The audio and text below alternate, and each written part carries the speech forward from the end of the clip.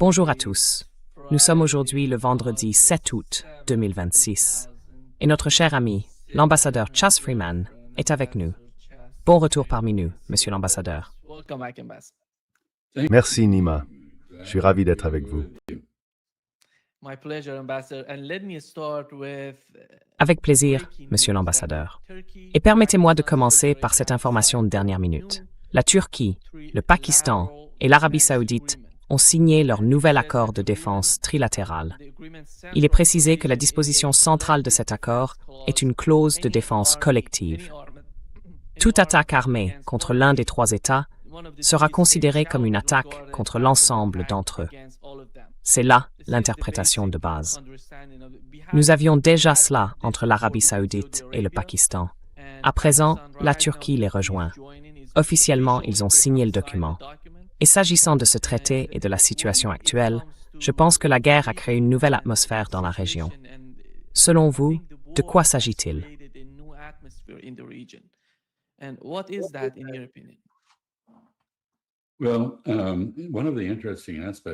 L'un des aspects intéressants, c'est que l'Égypte n'en fait pas partie. L'Égypte se coordonne avec les trois autres sur la guerre contre l'Iran, et je pense que cela mérite une explication. Le cœur de ce traité, comme vous le dites, c'est l'équivalent de l'article 5 du traité de l'Atlantique Nord de l'OTAN. Il oblige chacun à considérer qu'une attaque contre ses partenaires est une attaque contre lui-même.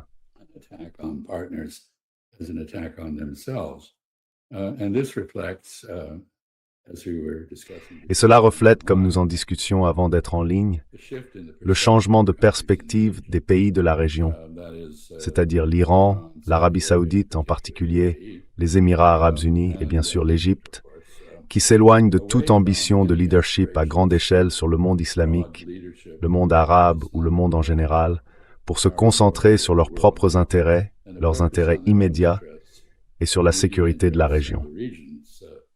Et l'Égypte ne s'inscrit pas dans cette logique, je pense, pour plusieurs raisons. Tout d'abord, les intérêts de l'Égypte sont différents de ceux des autres. Elle n'est donc pas impliquée dans la sécurité du Golfe Persique. Ses intérêts sont plus limités. Son intérêt dans le Golfe Persique est le même que celui, disons, des Européens, des Indiens ou de n'importe qui d'autre. Autrement dit, elle veut obtenir de l'énergie du Golfe Persique.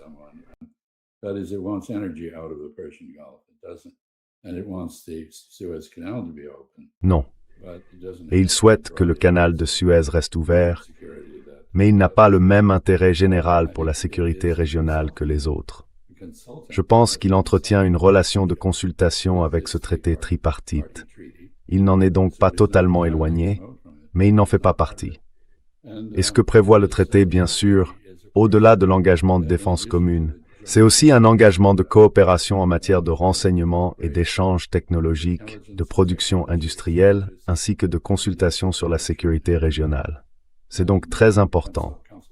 Et d'une certaine manière, comme vous l'avez dit, l'Arabie saoudite et le Pakistan avaient un accord similaire.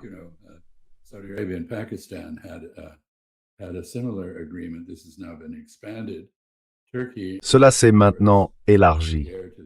La Turquie est bien sûr l'héritière de l'Empire ottoman. C'est aussi une grande puissance militaire et technologique. C'est donc quelque chose de très puissant. Et d'une certaine manière, c'est un tournant pour les trois pays qui délaissent leur dépendance envers les États-Unis au profit d'une dépendance mutuelle dans la région. C'est donc un traité fondé en Asie occidentale, par des pays d'Asie occidentale, qui ne se tournent pas vers un protecteur étranger, mais s'appuient sur ses propres efforts. C'est donc très important. C'est au fond une déclaration d'indépendance vis-à-vis de la tutelle américaine. Maintenant, la vraie question est la suivante. Quelle est la relation entre ce nouveau traité, ses trois partenaires, et l'Iran?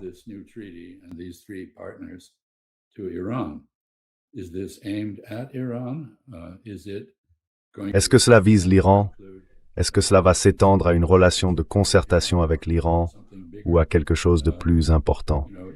Chacun de ces pays a avec l'Iran un passif quelque peu difficile. Il faudra donc voir comment cela évolue. Parce que l'autre question, bien sûr, c'est qu'une fois que l'Iran et Oman auront conclu un accord définitif sur le contrôle du détroit d'Ormuz, il restera à savoir quelle sera l'architecture de sécurité régionale dans le Golfe Persique. Quelles seront les relations entre l'Iran, les Arabes du Golfe, le Pakistan, la Turquie et l'Irak. Beaucoup de choses sont donc en mouvement et nous ne savons pas vraiment où elles vont aboutir.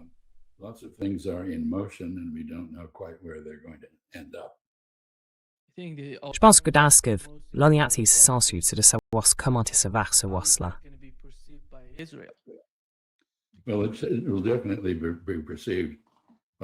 Eh bien, Israël le percevra certainement comme une riposte dirigée contre lui, et c'est clairement l'intention.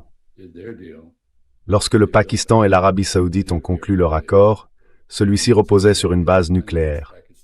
L'Arabie saoudite avait financé le développement par le Pakistan d'une arme nucléaire, avec, je crois, l'assurance que si l'Arabie saoudite avait besoin d'une dissuasion nucléaire, que ce soit contre Israël, l'Iran ou qui que ce soit, les Pakistanais la lui fourniraient. À mon avis, cela prendrait plus probablement la forme d'un déploiement de forces nucléaires pakistanaises en Arabie saoudite, un peu comme les forces américaines déployées en Afghanistan, en Allemagne ou en Corée du Sud à une époque antérieure. Ou peut-être même d'un transfert de technologie d'armes nucléaires à l'Arabie saoudite, si cela s'avérait nécessaire.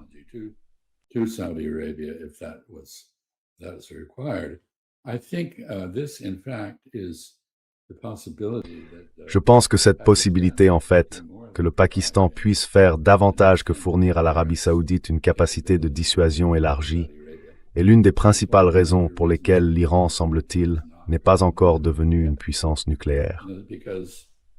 Parce que je pense que l'Iran comprend très bien que s'il se dote de l'arme nucléaire, s'il développe une force de dissuasion nucléaire, les Saoudiens feront ce qu'ils ont dit qu'ils feraient. Ils feront la même chose. La Turquie, l'Égypte et l'Irak feront tous de même. Et au final, la sécurité de l'Iran sera moindre et non plus grande. C'est donc un point important. L'entrée de la Turquie ajoute un poids militaire considérable, et les forces armées turques sont redoutables. Elles ont une expérience du combat, et la technologie militaire turque est avancée. Il y a donc désormais un problème entre les Turcs et les États-Unis.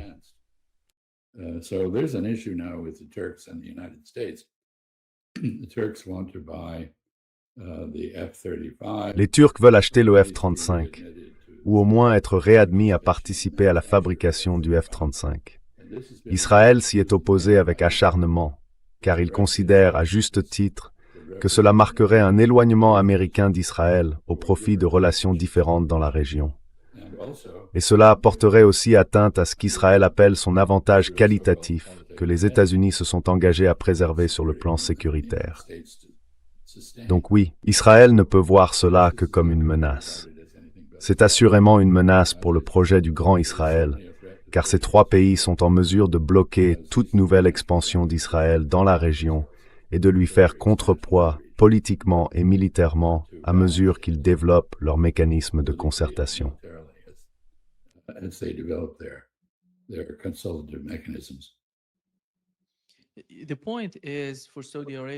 Le point pour l'Arabie saoudite, c'est aussi de savoir comment cet acte va influencer le conflit en cours entre le Yémen et l'Arabie saoudite. Nous savons que l'Arabie saoudite impose un siège au Yémen depuis très longtemps. Et selon vous, quelle incidence ce nouveau paquet de défense va-t-il avoir sur cette situation?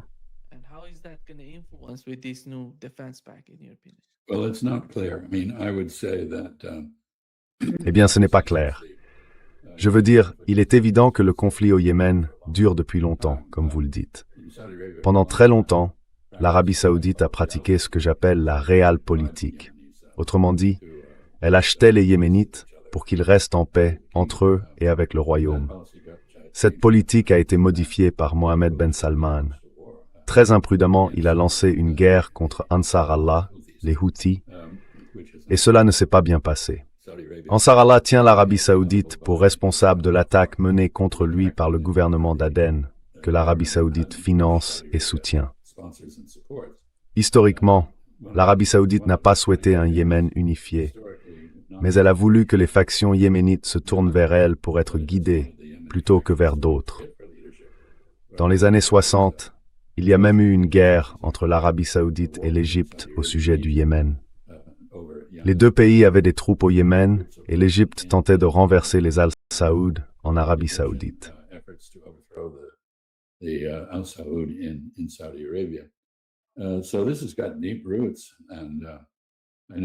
Tout cela a donc des racines profondes. Et je sais que lorsque j'étais ambassadeur en Arabie saoudite, il y avait une règle non écrite. Le recensement devait toujours montrer qu'il y avait au moins un Saoudien de plus que de Yéménites. La population saoudienne devait être plus importante. Enfin bref, il y avait aussi d'autres règles. Vous savez, la température ne pouvait jamais dépasser 40 degrés Celsius. Parce que si elle les dépassait, les employeurs devaient laisser partir leurs salariés.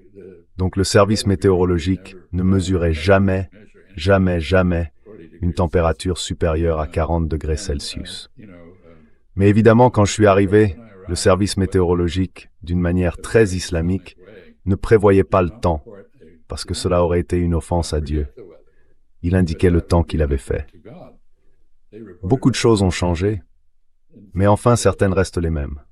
Il y aura donc toujours plus de Saoudiens que de Yéménites, je pense, du moins officiellement.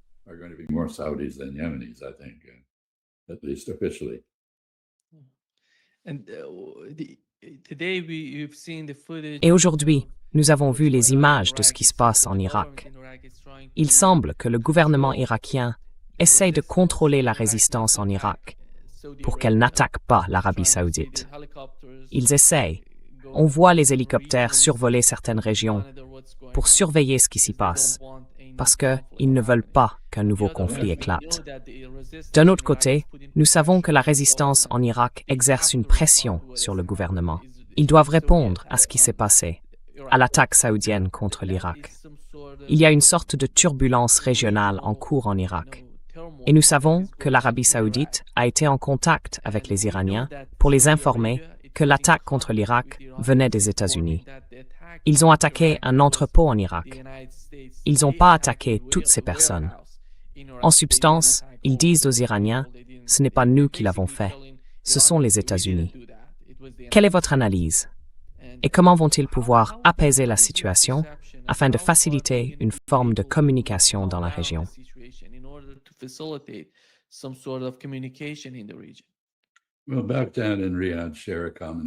Eh bien, Bagdad et Riyad ont un intérêt commun. Ils ne veulent pas s'impliquer dans la guerre contre l'Iran. Et la résistance, qui est pro-iranienne, dont une partie est soutenue par l'Iran, a une autre vision. Elle voudrait évidemment soutenir l'Iran. Elle considère l'Arabie saoudite comme une marionnette américaine, comme un cheval de Troie des États-Unis. Vous savez, notre ami Mohammad Marandi dit que l'Arabie saoudite n'a aucune marge de manœuvre, qu'elle agit simplement au nom des États-Unis. Je suis d'accord avec lui sur presque tout, mais pas là-dessus. Je pense qu'il se trompe sur ce point. Et je pense que le gouvernement irakien n'est pas non plus le fer de lance de l'Iran.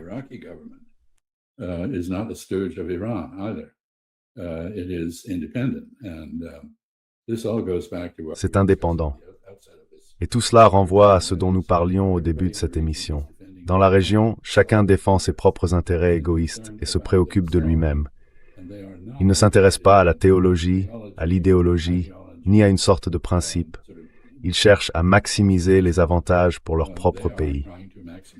Donc dans le cas de l'Irak, le gouvernement irakien peut éprouver de la sympathie pour l'Iran et être disposé à faire certaines choses pour lui, mais il ne veut pas se retrouver impliqué dans une guerre contre Israël et les États-Unis.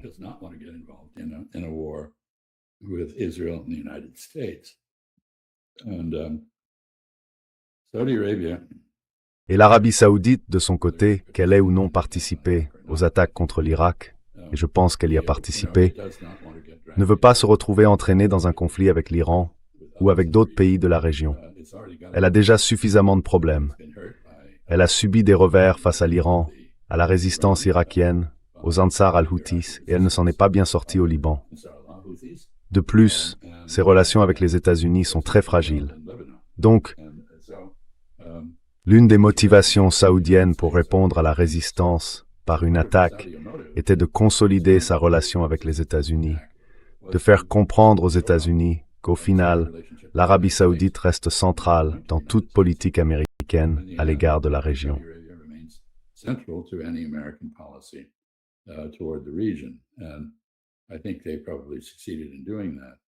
Et je pense qu'ils y sont probablement parvenus. Sinon, bien sûr, il est tout à fait clair que les Saoudiens ont refusé aux États-Unis l'utilisation de leur base pour lancer des attaques contre l'Iran. Ils ont apporté un certain soutien, mais cela a eu un coût, car par exemple, la base aérienne Prince Sultan, au sud de Riyad, a été très durement touchée par des frappes de missiles iraniens. Je pense donc que les Saoudiens comprennent que cette guerre ne produit pas la paix, ni un traité, ni un accord. Il n'y aura pas de fin à la guerre. Elle peut être mise en suspens, mais elle continuera. Pourquoi? Parce qu'au fond, cette guerre dure depuis des décennies.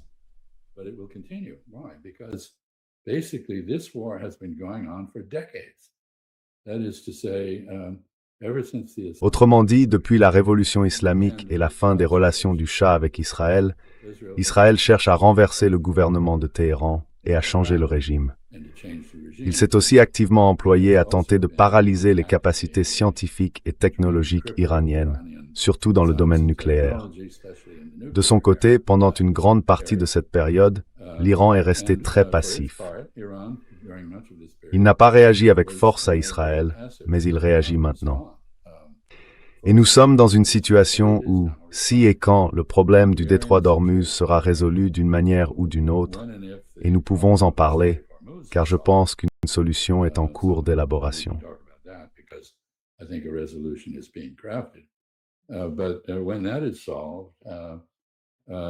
Mais une fois que cela sera réglé, la compétition pour l'influence dans la région, pour la domination régionale, se poursuivra. Autrement dit, l'Iran a ses propres intérêts nationaux, Israël a les siens, et ils sont en conflit. Donc je pense que la question est la suivante, et cela nous ramène à la question que j'ai soulevée plus tôt. Quelle sera la relation entre l'alliance pakistano-saoudo-turque et l'Iran? Et je pense que cela reste à définir. Et cela dépend en grande partie de la poursuite ou non des politiques agressives d'Israël. Si elles se poursuivent, elles vont rapprocher l'Iran et ses pays, de la même manière que les États-Unis ont rapproché la Russie et la Chine, dans un contexte différent.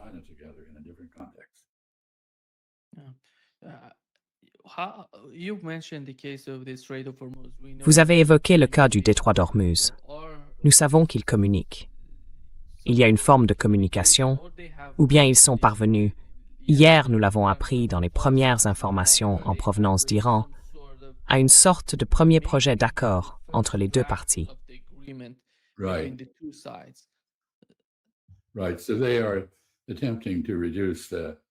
Ils essayent donc de ramener l'accord de base à un texte dont les termes sont convenus. Ils sont donc dans un processus de rédaction, ce qui correspond à un stade très avancé de la négociation. Quelle est l'importance de cela? D'abord, les États-Unis ne sont pas impliqués. Apparemment, nous écoutons, nous apprenons ce qui se passe par le Qatar et le Pakistan, qui suivent cela de très près. Mais nous ne participons pas à la négociation. C'est donc, là encore, un exemple de pays de la région qui prennent leur destin en main, sans se soucier d'un parrain étranger. Les Européens ne sont pas impliqués. Ils ont parfois, sous l'impulsion britannique et française, parlé d'intervenir dans le détroit, mais ils ne l'ont jamais fait, et ils ne le feront pas plus que vous.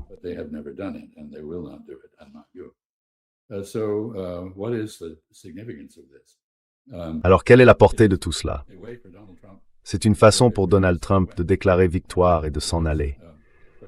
Parce que pendant 60 jours, semble-t-il, aucun droit ne sera facturé pour le transit par le détroit d'Ormuz. Il sera donc en pratique ouvert à tous. L'Iran a très soigneusement pris en main le trafic entrant. Autrement dit, le trafic qui entre dans le Golfe Persique sera entièrement contrôlé par l'Iran. Le trafic qui sort du Golfe sera contrôlé par Oman, avec le soutien et l'accord de l'Iran. Quelle en est la portée? Cela oppose le blocus américain à Oman. Le blocus américain du pétrole sortant du Golfe Persique doit donc désormais affronter directement Oman, et non l'Iran. C'est donc assez habile à mon avis. Et jusqu'où cela va-t-il mener? Where does this end?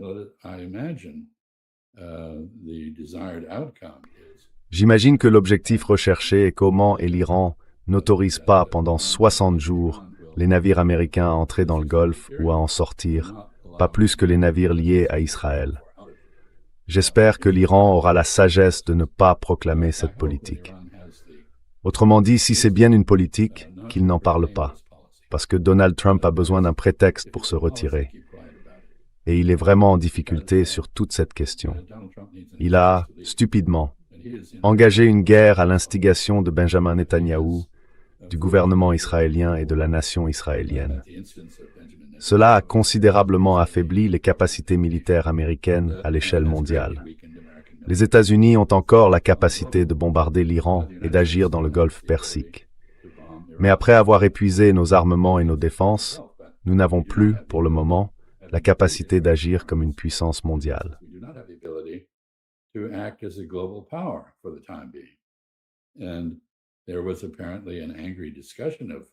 Et il y a apparemment eu une discussion houleuse sur cette question entre le président Trump et le soi-disant secrétaire à la guerre, Hegseth.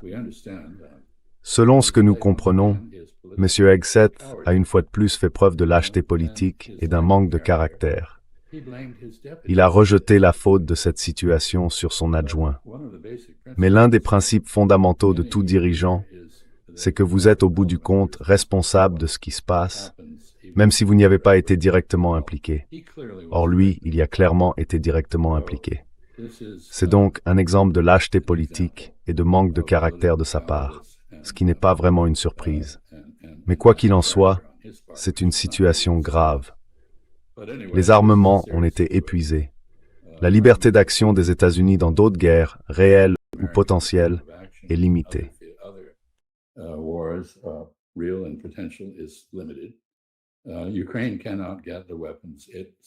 L'Ukraine ne peut pas obtenir les armes dont elle dit avoir besoin pour se défendre face à la contre-escalade russe.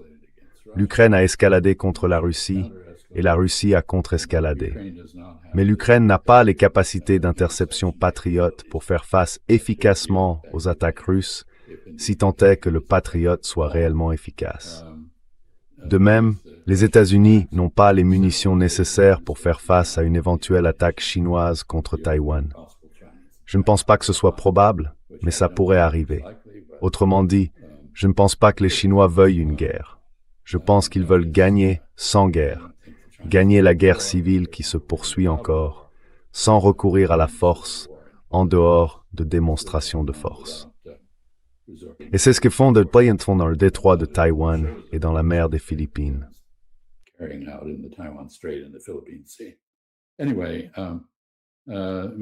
Quoi qu'il en soit, M. Trump est en difficulté. Les militaires sont dégoûtés par sa gestion. Son cabinet a révélé son incompétence totale dans de nombreux domaines, pas seulement dans le domaine militaire. Il n'a aucune stratégie diplomatique, il n'a aucune option pour se retirer. Et je pense que l'Iran et Oman sont en train de lui préparer une option pour se retirer, s'il est assez intelligent pour la saisir. Si le détroit est rouvert sur la base de ce qu'il semble proposer, Donald Trump pourra dire, eh bien, le blocus est terminé. Nous ne voulons pas imposer un blocus à Oman ni à la production de pétrole. Nous voulons atténuer le désastre des pénuries de pétrole et de gaz que la guerre a créé. Nous voulons revenir, comme l'a dit Marco Rubio, l'objectif de la guerre est de rétablir la situation telle qu'elle était avant.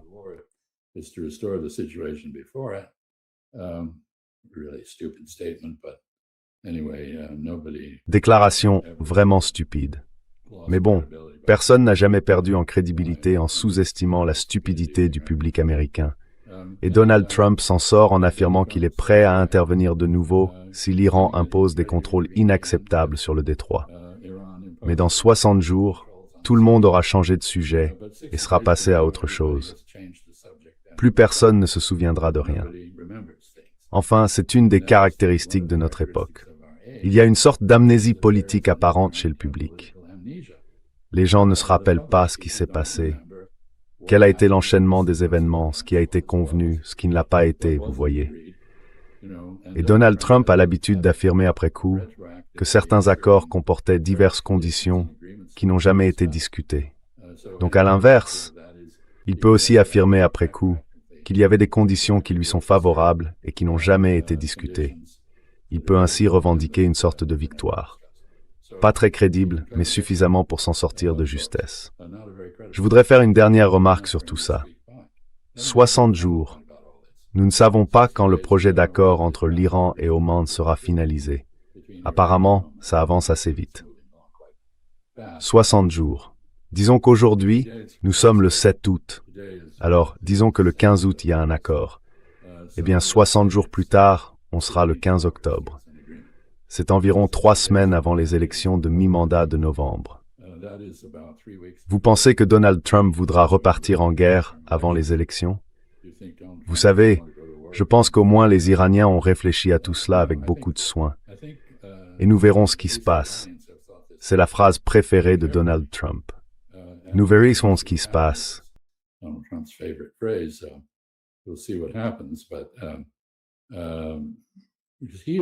Mais il est imprévisible. L'Iran et Oman sont assez prévisibles. Les Arabes du Golfe le sont aussi. Ils vont faire la paix avec l'Iran. Ils n'ont pas le choix. Et nous verrons ce que ce nouvel accord de défense trilatéral entre le Pakistan, l'Arabie saoudite et la Turquie va produire, et quel lien cela aura avec la future architecture du Golfe Persique une fois que le détroit d'Ormuz sera de nouveau ouvert. Dernière réflexion. Peu importe à quel moment le détroit rouvrira, il y aura un choc pétrolier. Nous sommes au plus bas des capacités de stockage. Il faudra 4 à 5 semaines pour que le pétrole arrive aux raffineries, même dans les principaux pays consommateurs, y compris les États-Unis. Or, les États-Unis ont besoin de pétrole brut acide venant d'Arabie saoudite pour produire du carburant aviation et du gazole.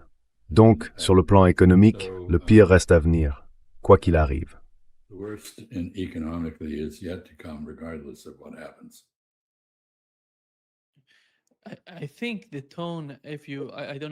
Je pense au ton. Je ne sais pas si vous avez entendu Scott Bessent. Avant, il menaçait l'Iran. Et maintenant, son ton a complètement changé. Il dit que peut-être dans les 2 prochains jours, nous allons parvenir à un accord. Nous espérons que ce sera le cas.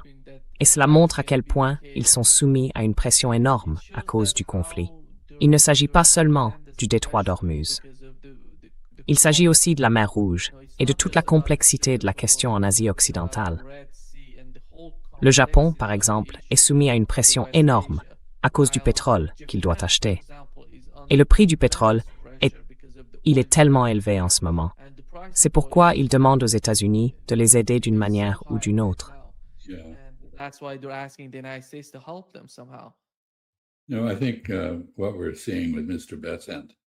Non, je pense que ce qu'on voit avec M. Bessent, c'est de la manipulation de marché.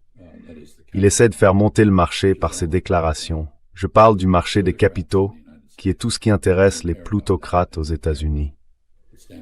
Ils ne se soucient pas du niveau de vie, ni du prix du pétrole à la pompe. Ça ne les intéresse pas. Ce qui les intéresse, ce sont les cours des actions et des obligations. Et M. Bessent est soumis à une forte pression. Vous avez mentionné le Japon. Le Japon vient d'accepter un accord avec les États-Unis pour soutenir le yen. Pourquoi? Parce que, comme vous l'avez dit, il est soumis à de très fortes tensions. Mais comment cela fonctionne-t-il? Les États-Unis n'ont pas vendu de dollars pour soutenir le yen. Nous avons vendu des euros. Pourquoi?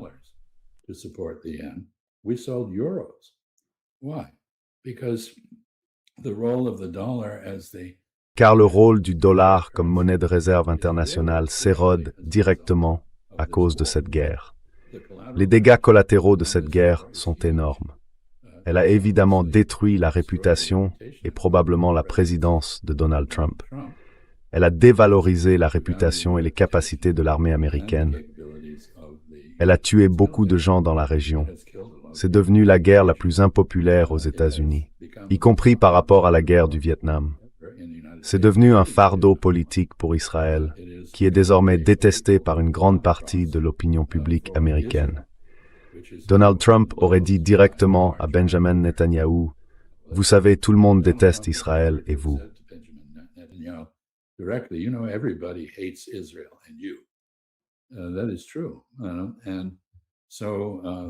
C'est vrai. Et donc, l'existence d'Israël, sa survie, a été mise en péril. Et cette guerre ne se terminera pas par un accord de paix, parce que les États-Unis sont prêts à contourner les conséquences de la guerre, mais pas à les traiter directement. Et je pense que vous savez, si les États-Unis, comme certains en discutent, déplacent toute leur présence militaire dans la région vers Israël, cela aura deux conséquences. Premièrement, cela liera les États-Unis à Israël d'une manière que les Israéliens accueilleront probablement favorablement. Mais deuxièmement, cela concentrera les forces américaines en un seul lieu, qui constituera une cible commode et politiquement souhaitable pour l'Iran.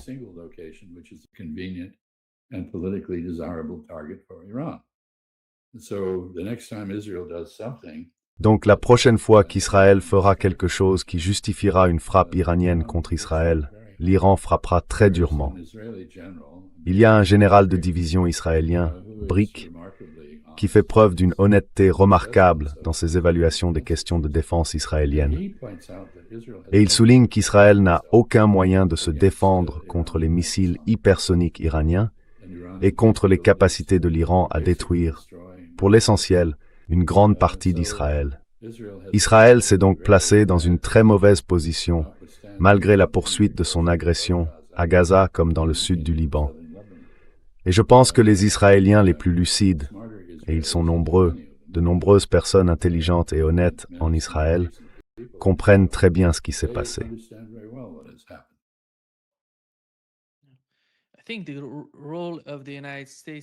Je pense que le rôle des États-Unis dans ce processus est crucial.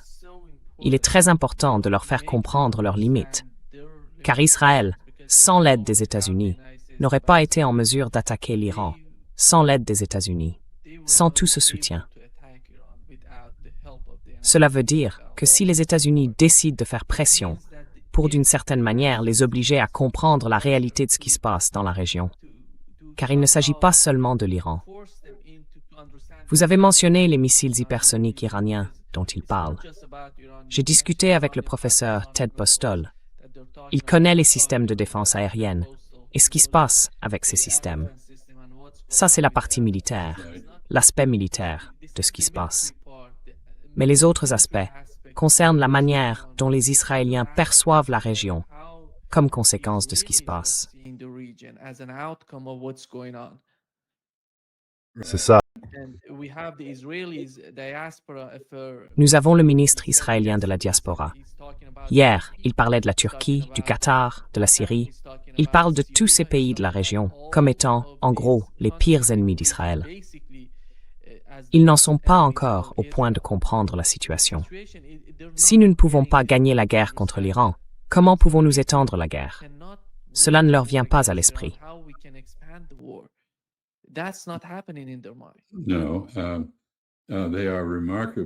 Non, ils font preuve d'une remarquable obtusion à bien des égards. Je tiens à souligner que Rahm Emanuel, ancien chef de cabinet à la Maison-Blanche, ancien maire de Chicago, ancien ambassadeur à Tokyo, s'est rendu en Israël et leur a dit très directement qu'ils ne pouvaient pas continuer sur la voie où ils sont engagés. Et vous savez, son père a combattu pendant la guerre d'indépendance israélienne. Il a toujours été très engagé. Il est juif. C'est un sioniste très engagé. Et il voit les signes avant-coureurs. Vous savez, c'est un homme politique intelligent. Il voit dans quel sens le vent tourne. Je ne sais pas s'il est sincère dans ses dénonciations de la politique israélienne ou non, mais je pense qu'il a tout à fait raison. Israël ne peut pas survivre s'il continue sur la même voie.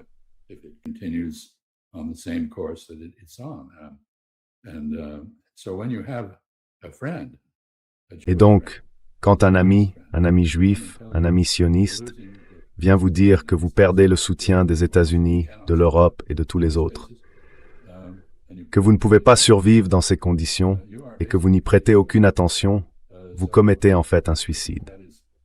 Donc je pense que c'est ça la clé. Et les Israéliens comprennent très bien qu'ils ont perdu la guerre contre l'Iran. Vous savez, ils ne le cachent pas très bien. Donald Trump, lui, n'arrive pas à admettre qu'il a perdu la guerre. Les Israéliens sont bien plus honnêtes entre eux que l'administration Trump ne l'est avec le peuple américain. Et vous savez, une partie des dégâts collatéraux, c'est évidemment le démantèlement des relations d'alliance des États-Unis. Ce qui vient de se passer à Ceuta, cette ville espagnole entourée par le Maroc, en est un bon exemple.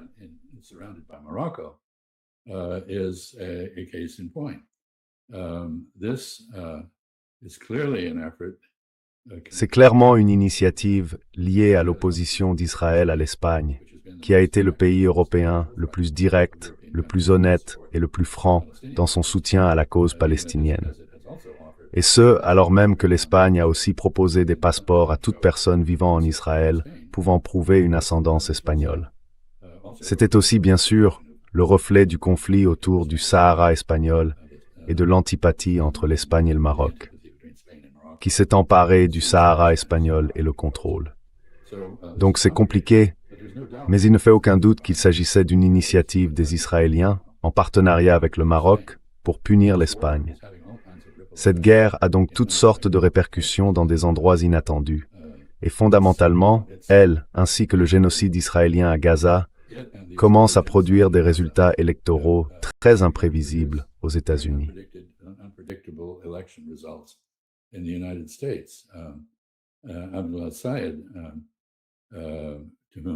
Abdul El-Sayed, auquel j'imagine le professeur Marandi en tant que Saïd est apparenté. Je ne sais pas combien il y a de Saïd, il doit y en avoir des millions, mais ce sont des descendants du prophète Mahomet. Quoi qu'il en soit, il vient de se placer en position de remporter un siège au Sénat pour le Michigan. Il peut gagner ce siège ou pas. Mais je pense que la stratégie républicaine, qui consiste essentiellement à jouer la carte de l'islamophobie, ne va pas marcher. Et parce que, vous savez, la politique du Michigan est compliquée, parce que les Afro-Américains ne s'entendent pas.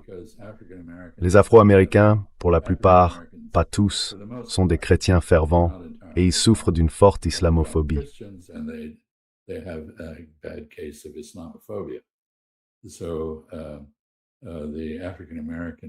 Donc, la population afro-américaine de Détroit n'a pas voté pour M. El-Sayed. C'est un obstacle qu'il doit surmonter. Il va devoir passer beaucoup de temps dans les églises afro-américaines d'ici à novembre. Mais il semble être un homme politique très habile, ainsi qu'un homme intelligent. Il pourrait y parvenir. Si c'est le cas, il sera le tout premier sénateur musulman de l'histoire. Nous avons eu de nombreux musulmans à la Chambre des représentants, mais pas au Sénat. Et il reflètera un tournant aux États-Unis vers ce qu'on appelle le socialisme, mais qu'il faudrait probablement appeler la justice sociale que le socialisme.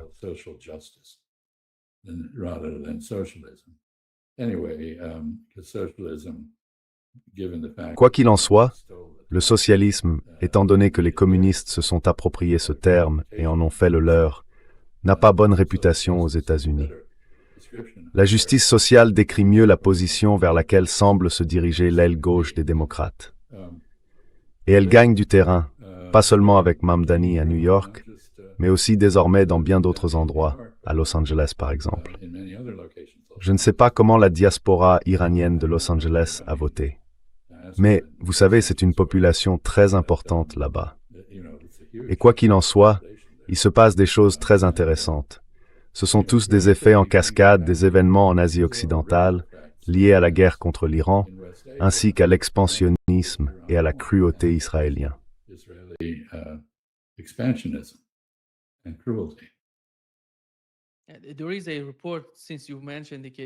Puisque vous avez évoqué ce qui s'est passé à Ceuta, cette région proche du Maroc, il y a un article dans El Mundo. Il affirme que les renseignements chinois suggèrent que le Mossad est derrière ce qui s'est passé à Ceuta.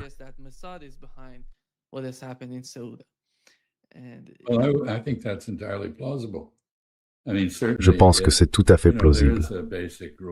Enfin, il y a une règle élémentaire de logique. Cui bono? À qui cela profite-t-il? Qui a bénéficié de tout ça?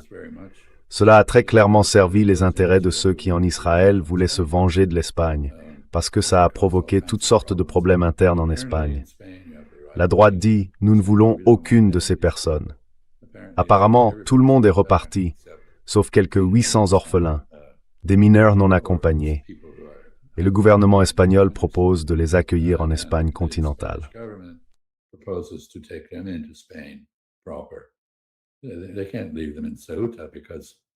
Ils ne peuvent pas les laisser à Ceuta parce que Ceuta n'a pas les ressources nécessaires pour prendre ces personnes en charge. Et bien sûr, la droite dit non, non, vous ne pouvez pas faire ça. L'Espagne est en conflit avec ses partenaires européens sur la politique migratoire et tout le reste, un sujet très sensible, notamment dans des pays comme la France, l'Espagne, l'Allemagne et l'Italie. Donc bien sûr, créer des problèmes à l'Espagne, c'est quelque chose qui réjouit les Israéliens. Je ne sais donc pas si les services de renseignement chinois l'ont dit à qui que ce soit, mais c'est tout à fait plausible.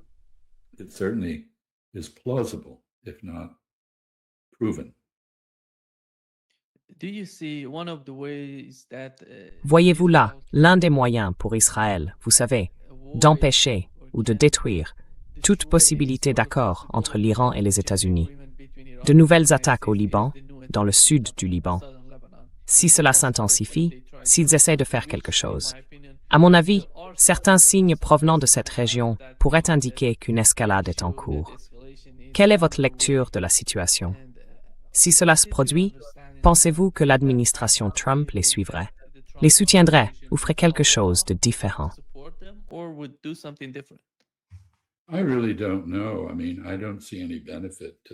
Je ne sais vraiment pas. Je ne vois aucun avantage pour l'administration Trump, bien au contraire, à redoubler de soutien à Israël au Liban.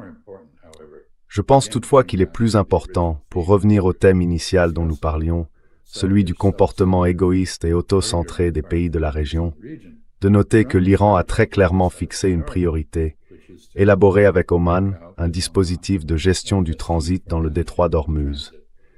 Je veux souligner bien sûr que l'Iran a toujours eu la capacité de fermer militairement le détroit et qu'il l'a démontré durant cette guerre. Cela ne changera donc pas. L'Iran aura toujours la capacité d'étrangler la dépendance mondiale au pétrole du Golfe Persique. La question est de savoir quelles règles s'appliquent, s'il y en a.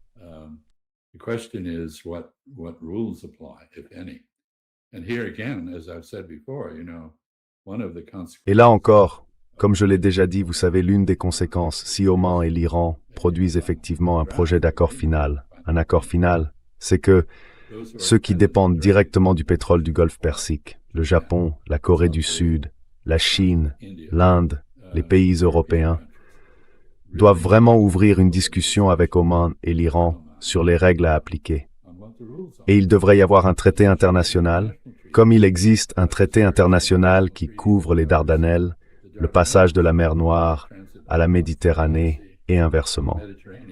C'est sous souveraineté turque, mais géré selon des modalités convenues au niveau international. Donc je pense que l'objectif de l'Iran, si j'ai bien compris certaines déclarations du ministre des Affaires étrangères Araghchi, est d'appliquer au détroit d'Ormuz un dispositif comparable à celui de la voie maritime du Saint-Laurent, ou des canaux de Suez et de Panama, ou encore des Dardanelles.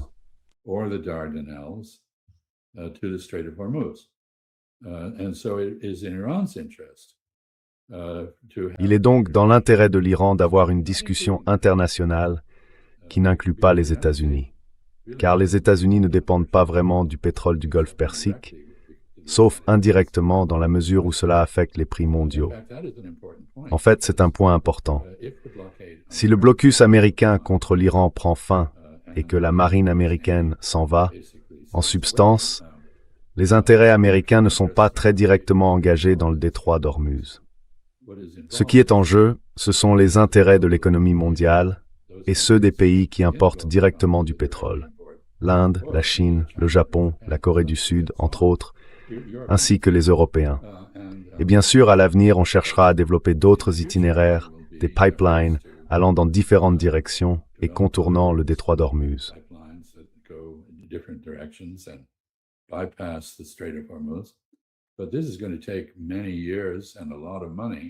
Mais cela va prendre de nombreuses années et coûter beaucoup d'argent. Et je pense que l'Iran fixera les droits qu'il imposera, l'Iran et Oman, quels que soient les droits qu'ils imposeront, de façon à ce que la construction de ces pipelines ne soit pas rentable. Il n'y a aucune nécessité économique. On ne parle donc que d'une nécessité stratégique, que les gens sont moins disposés à financer. Quoi qu'il en soit, je pense que nous arrivons à un point où les États-Unis auront un prétexte pour mettre fin à la guerre. Mais la guerre ne va pas s'arrêter au Liban. Et la question de savoir si les États-Unis continueront à soutenir Israël là-bas se décidera, je pense, lors des élections de mi-mandat. Et je ne vois pas aux États-Unis un grand soutien pour cette guerre.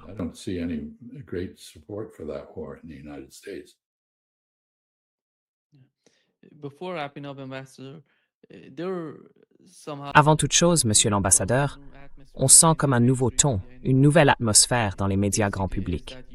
En gros, le message, c'est que l'Ukraine est en train de gagner, qu'elle reprend de l'élan et que tout évolue en sa faveur. Comment comprenez-vous cette nouvelle rhétorique qui cherche à convaincre toute la société occidentale que l'Ukraine est en train de gagner? La guerre contre l'Iran ne fonctionne pas. Alors, revenons à la guerre en Ukraine et soutenons l'Ukraine.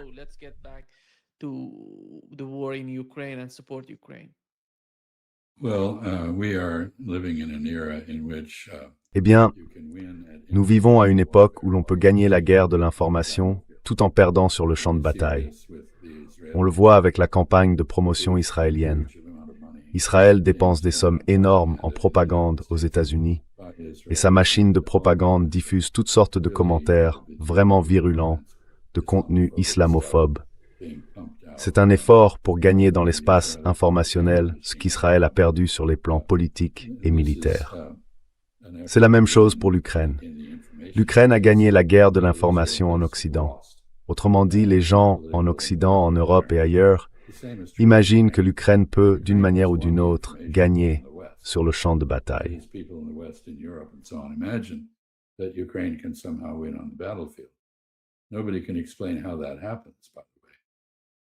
Personne ne peut expliquer comment cela se produit d'ailleurs.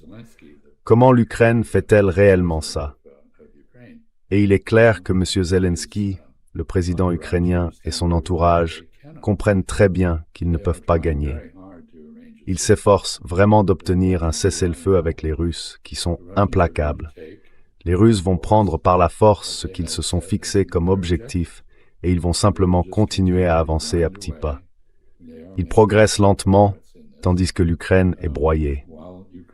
Le problème de l'Ukraine, c'est le manque d'hommes. L'Ukraine a fait preuve de beaucoup de talent dans ses innovations et dans sa conduite de la guerre, à bien des égards, mais ce n'est pas suffisant.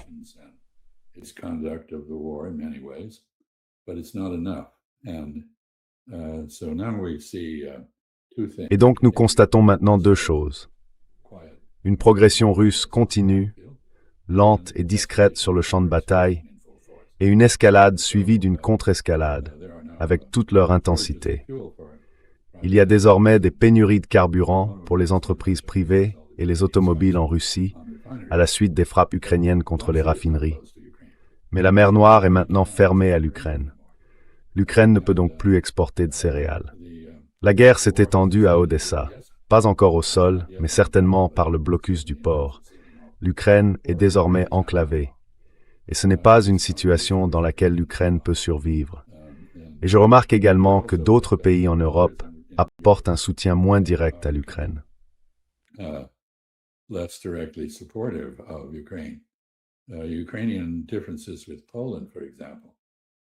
Les différends entre l'Ukraine et la Pologne, par exemple, ont conduit les Polonais à déclarer qu'ils n'expulseraient personne en âge de combattre vers l'Ukraine.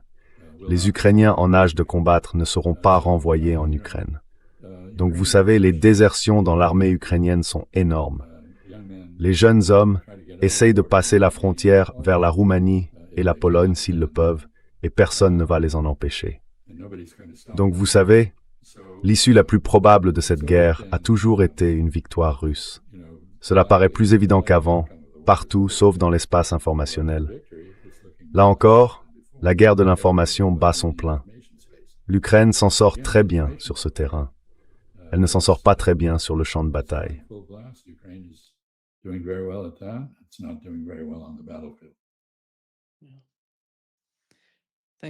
Merci beaucoup, Monsieur l'ambassadeur, d'être avec nous aujourd'hui. C'est toujours un grand plaisir. Eh bien, merci pour ce que vous faites, Nima.